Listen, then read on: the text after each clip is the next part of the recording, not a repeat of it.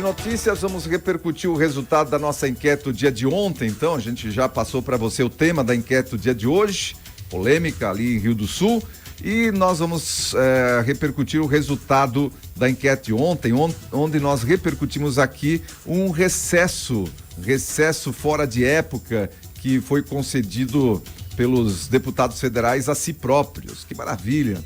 Eles voltam só a partir do dia 8 de abril a trabalhar. Afinal, dizem que vão trabalhar nas bases, porque está acontecendo aí a janela partidária para que vereadores possam mudar de partido. O pessoal também fazendo a adesão aos partidos nesse momento, para que sejam definidas aí as listas, né, dos candidatos a vereadores por cada partido. E os deputados, então, precisam trabalhar nas bases, né, para configurar aí as suas bases de maneira que consigam se manter no poder. Essa é a ideia. E a gente repercutiu isso por aqui ontem, dizendo o seguinte: qual a sua opinião sobre esse recesso fora de época aí dos deputados? Vamos lá passar o resultado para você. Com 90,9% dos votos, quase arredondando aqui 91% dos votos, a alternativa, uma vergonha. O pessoal acha isso uma vergonha, não é para isso que eles são pagos. Obviamente, né? São pagos para trabalhar e não para dar folga para si próprios aí. Então, 91% das pessoas dizendo que é uma vergonha, não é para isso que são pagos aí os deputados federais. Com 7,6% dos votos, um mal necessário, eles custam menos quando não estão no Congresso. Essa é uma alternativa que teve votação de 7,6%. Tem essa situação, né? Que muitas vezes eles são mais baratos quando estão fora do Congresso, porque cada lei absurda que é apresentada lá e que tem um custo absurdo também para o pagador de impostos. E a terceira alternativa, que teve apenas 1,5% dos votos, necessário para os deputados poderem apoiar suas bases. Teve ainda alguém aí que votou nessa opção também, que se faz necessário esse recesso para que realmente eles possam apoiar aí as suas bases. Talvez tenha sido um deputado federal que votou nessa opção aqui, né? Sabe daí que eu também estou precisando apoiar minhas bases no sofá, na cama, dar uma descansada. Pois é, aí são outras bases, né? Mas vamos ter um feriadão aí pela frente. Só não até o dia 8 de abril, né? Não. Já voltamos na segunda. Nosso feriadão aqui não será até o dia 8 de abril, como um dos deputados federais que concederam esse arrego aí a si próprios. Olha, vamos falar agora de coisa séria, porque Blumenau registra terceiro óbito por dengue. Nós já repercutimos essa semana, né? O segundo óbito ali na cidade. E agora, então, tivemos a confirmação do terceiro óbito. Mais um óbito confirmado por dengue na quarta-feira ontem. A vítima dessa vez é uma mulher de 40 anos sem comorbidades. A morte foi divulgada pela Prefeitura de Blumenau. Desde o último boletim, divulgado em 26 de março, portanto na terça-feira, a cidade registrou mais 113 casos da doença. A mulher morreu no dia 14 de março, mas a morte só foi confirmada como dengue no dia de ontem, na quarta-feira. A mulher de 40 anos não tinha comorbidades e era residente de Blumenau. O total acumulado desde a primeira semana de 2024 é de 10.471 casos prováveis. Destes, 7.970 estão em investigação, 2.500 foram confirmados e 3 óbitos registrados. 8 pessoas estão internadas em unidade de terapia intensiva, UTI, e 38 em enfermaria. Você vê 8 pessoas internadas em UTI por dengue lá em Blumenau. Aqui na cidade de Timbó nós temos um internado na UTI por dengue e um com Covid. E chama atenção, né, a morte dessa mulher, porque se fala muito que a dengue atinge principalmente, né, de forma mais agressiva, pessoas idosas e com comorbidades, né, como também já houve casos de morte nesse sentido. Mas nesse caso, uma mulher de 40 anos sem comorbidades, então confirmada a morte ali em Blumenau. Por isso, dengue não é brincadeira, coisa séria. Temos que nos cuidar, temos que nos proteger e, claro, continuar com todas as prevenções, evitar água parada, limpar o nosso quintal, o nosso terreno. Isso serve tanto para você, pessoa física, como para você, pessoa jurídica, empresa, empresário, comerciante. Vamos cuidar também dos seus negócios nesse sentido. Esse é o recado. não nos cansaremos de passar esse recado enquanto a dengue estiver aí matando gente e contaminando, né, o Aedes aegypti, contaminando pessoas. Temos que continuar todos os cuidados.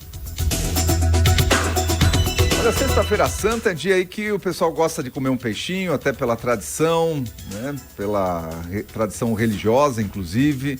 E uma operação Páscoa do Inmetro indica erro de peso em 40% dos pescados congelados analisados em Santa Catarina. Vejam só, com a chegada da Semana Santa, os fiscais do Instituto de Metrologia do Governo de Santa Catarina, o Inmetro, intensificam a fiscalização da operação Páscoa na medida, que envolve as balanças em supermercados e peixarias, o peso dos ovos de chocolate e os tradicionais pescados congelados e azeites. A ação é nacional e em Santa Catarina vai até o dia 12 de abril para resultados finais das coletas em laboratórios.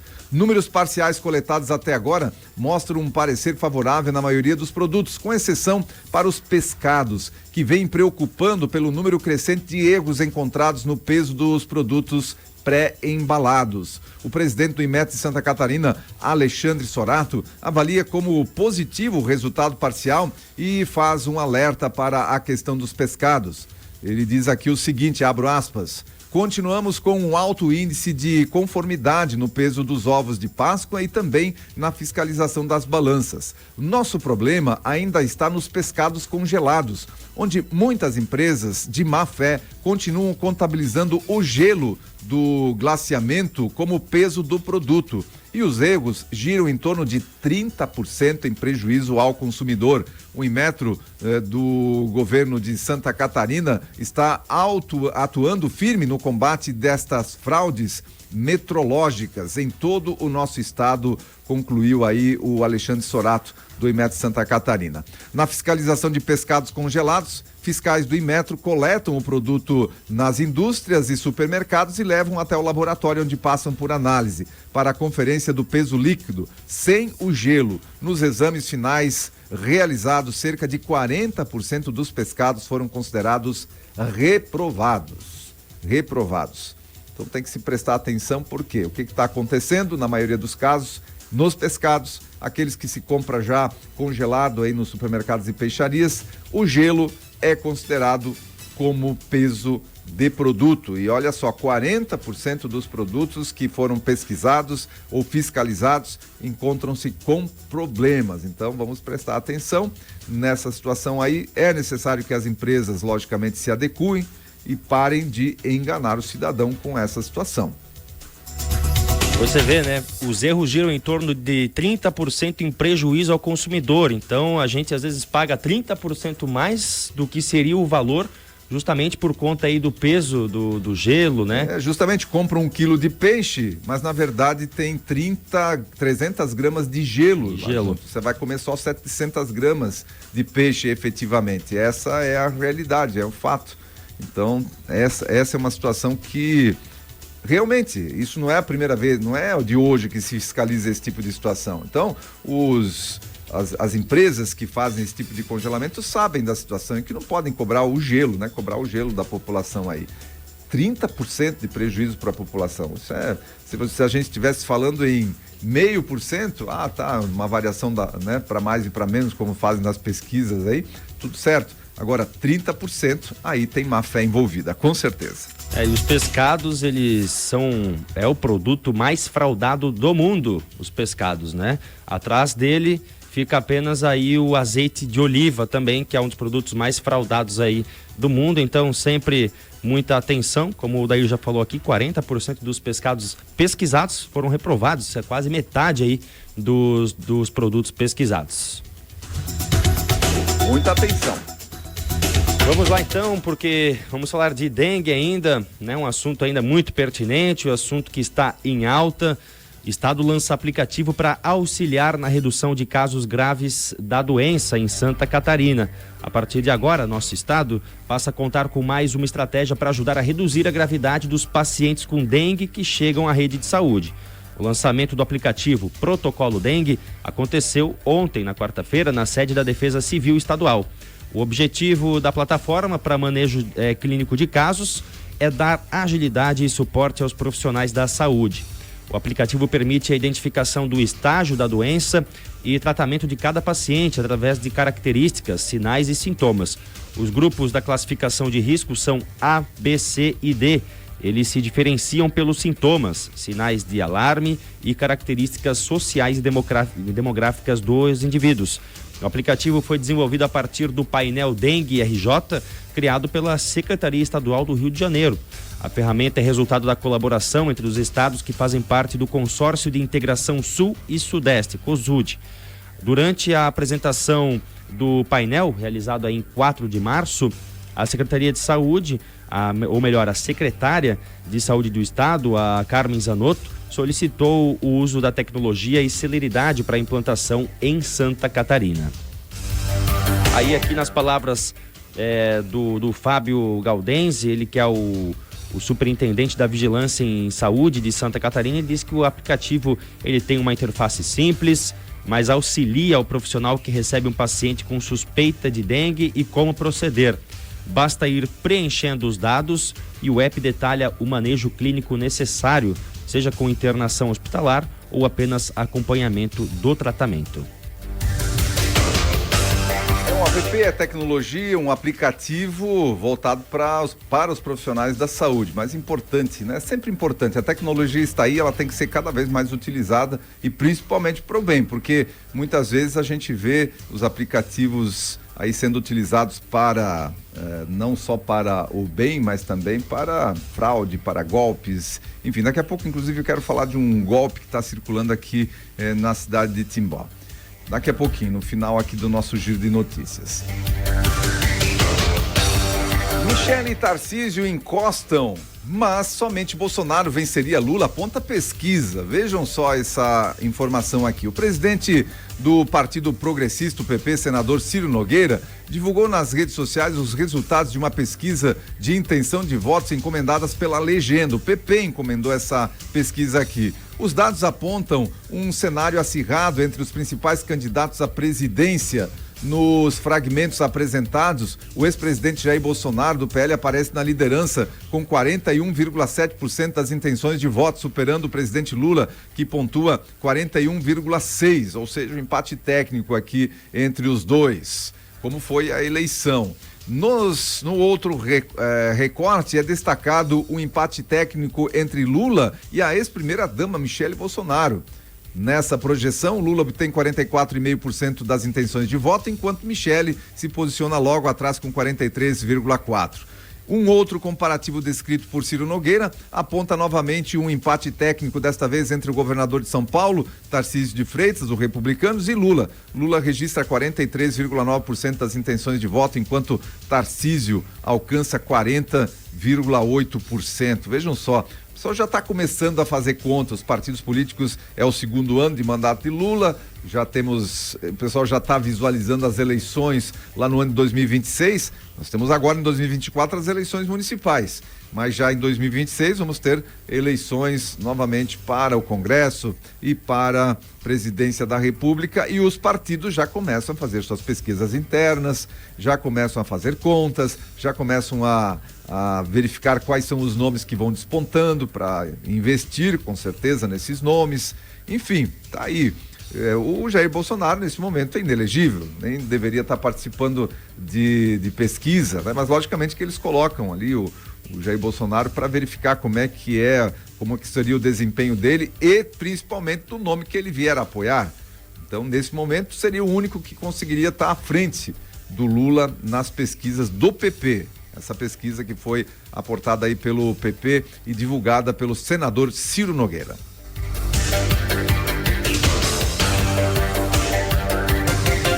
Olha, vamos falar da visita de Macron ao Brasil. Macron, que é o presidente da França, né?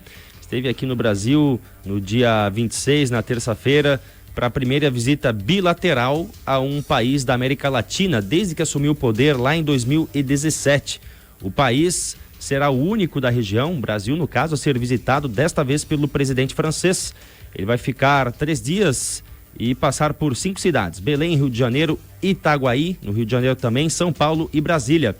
Lula e Macron já deram demonstrações de convergências em temas que vão do combate ao avanço da extrema-direita no mundo, defesa do meio ambiente e a necessidade de um cessar-fogo no conflito na faixa de Gaza.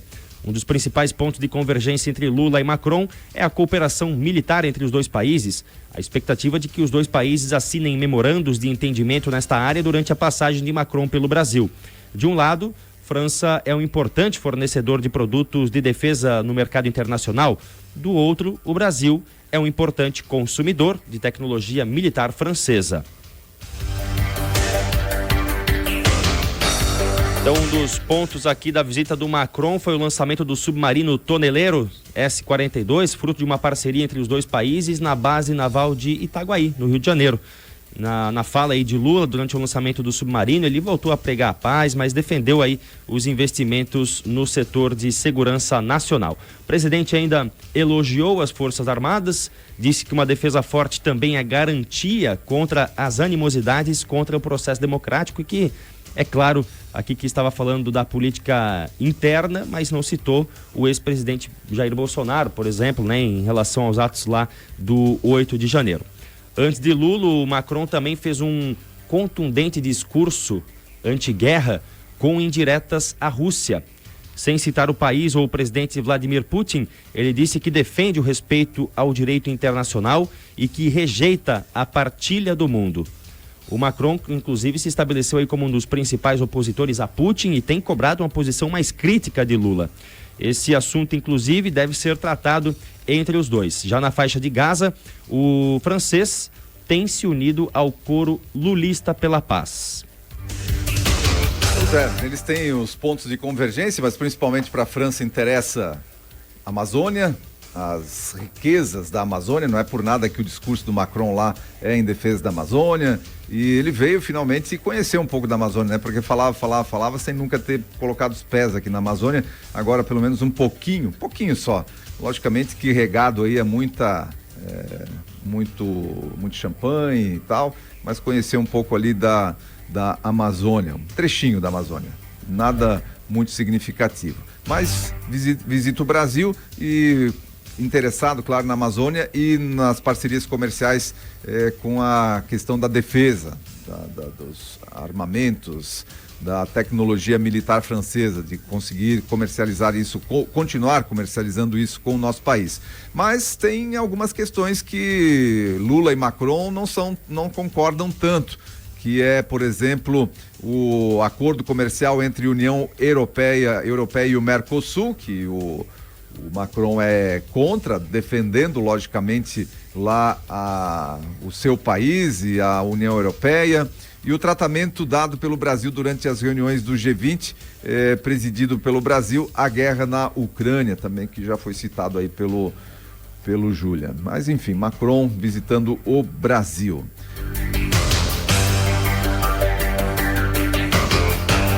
Agora, para a gente fechar o nosso giro de notícias, conforme eu falei, nós temos um golpe sendo aplicado aqui na cidade de Timbó, na nossa região. Nós temos que ficar ligados, principalmente esse golpe vai para você que é dono de comércio, restaurante, bar e restaurante.